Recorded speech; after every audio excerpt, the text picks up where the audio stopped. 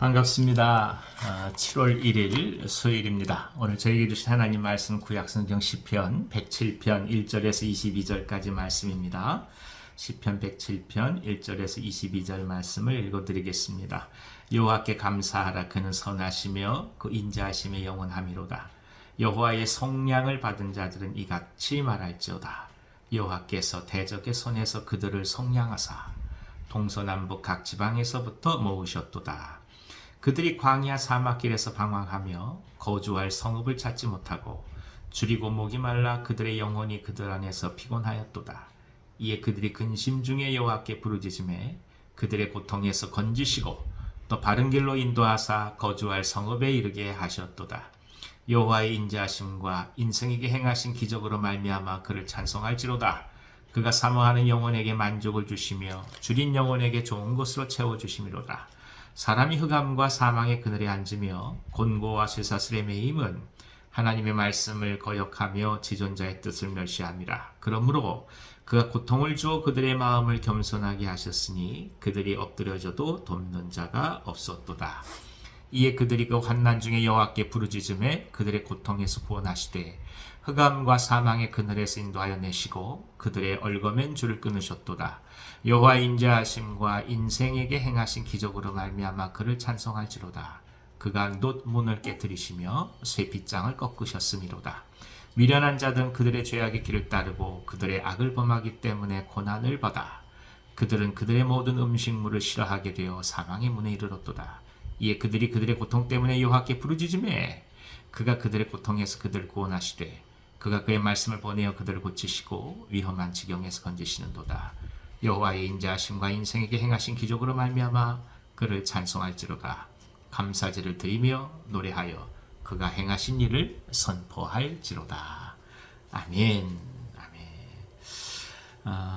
믿음의 척도는 결국 하나님을 향해 진정 감사를 할 수 있느냐, 이것으로 드러난다 볼 수 있습니다. 인생을 살면서 참으로 많은 곤고함과 또 고통과 아쉬움과 회한과 또 아픔을 경험할 수밖에 없는 것이죠.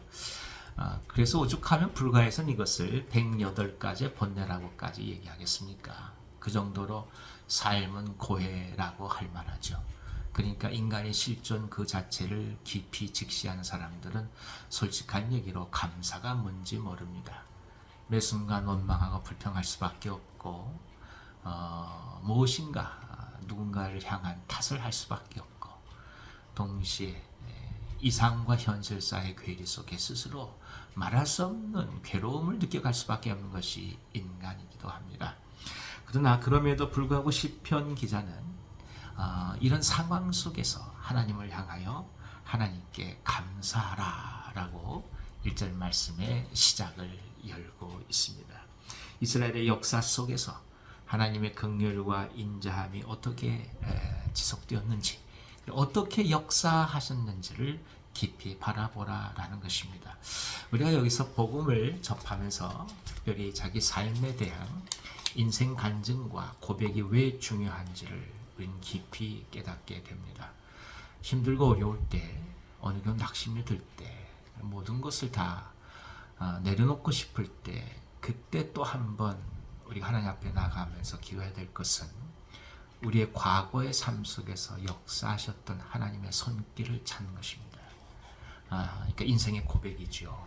그러니까 어느 경우에는 종이 한 장을 놓고 자기 삶의 역사시 하나님의 은혜를 하나둘씩 찾아가며 기록한다는 것은 굉장한 유익이 있습니다. 역사, 그리고 내 삶, 과거, 그것은 다시금 하나님께서 우리를 어떻게 인도해 오시고 그리고 지키셨는지에 대한 깊은 재발견이 되기 때문입니다. 오늘 시편 기자도 이스라엘이 어떻게 하나님으로부터 구원을 받았는지 그 역사를 다시금 반추하고 있습니다. 광야에서의 부르짖음을 통해서 거주할 성읍에 이르기까지 어떻게 하나님께서 인도하셨는지를 말씀하죠. 그리고 그가 내리는 결론은 무엇입니까? 사모하는 영혼에게 만족을 주신다. 그리고 좋은 것으로 채워주신다. 라고 고백한 것입니다. 그렇습니다. 우리 인생은 하나님께서 우리에게 주신 사랑과 그 은혜를 다시금 발견해가는 교보제라고 볼 수가 있습니다. 지금 당장 무엇이 아쉽냐, 무엇이 결핍되었냐, 그것도 물론 중요하지만 우리를 어떻게 채워오셨는지 하나님의 사랑을 먼저 발견할 때만이 오늘 현실 속에서 우리가 가야 될 길과 방향을 볼 수 있다는 것입니다. 우리가 기도를 통해서 특별히 하나님과 깊이 내면의 만남을 가진 이유도 다른 것이 아닙니다. 우리 안에 역사하신 하나님을 또 한번 발견하는 것이고, 그리고 우리가 사랑하는 사람들에게 하나님께서 어떻게 찾아오셨는지, 그리고 내가 잊어버리고 지나갔던 모든 사소한 일들 속에서 또 어떻게 하나님께서 역사하셨는지를 발견하는 것이 사실은 기도의 굉장한 유익이라고 볼 수가 있는 것입니다. 하나님의 말씀을 깊게 받아들이지 못하고 떠나보낸 자들, 그들은 결국 감사함을 잃어버립니다. 그리고 그것이 결국 그들이 계속해서 죄 가운데 방황할 수밖에 없는 중요한 연유가 되는 것이죠.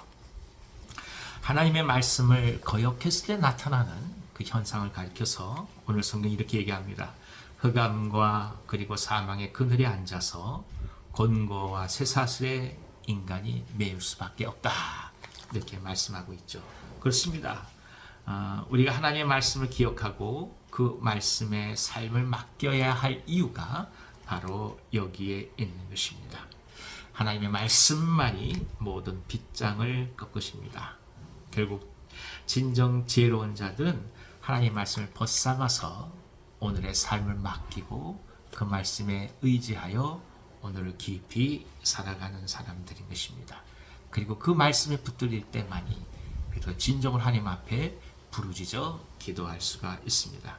복된 사람의 특징은 하나님의 말씀 있는 사람이요 동시에 부르짖을 수 있는 사람입니다. 이 은혜가 우리에게 가득하기를 기원합니다. 인생은 끝없는 고통 속에서 부르짖을 수밖에 없는 현실에 마주칠 수밖에 없습니다. 하지만 그럴 때마다 하나님께서 우리와 함께 하신 역사를 기억하고 그 은혜를 바라보면서 오늘을 감사해 가면서 그분께 모든 것을 내어 맡기는 역사가 가득하길 기원합니다. 오늘 하루 하나님이 주실 은혜를 사모하십시다. 우리를 지켜가실 주님의 놀라운 사랑을 기억하면서 믿음으로 승리하시기를 간절히 기원합니다. 거룩하신 하나님, 하나님의 말씀 속에서 주님의 나라를 바라봅니다.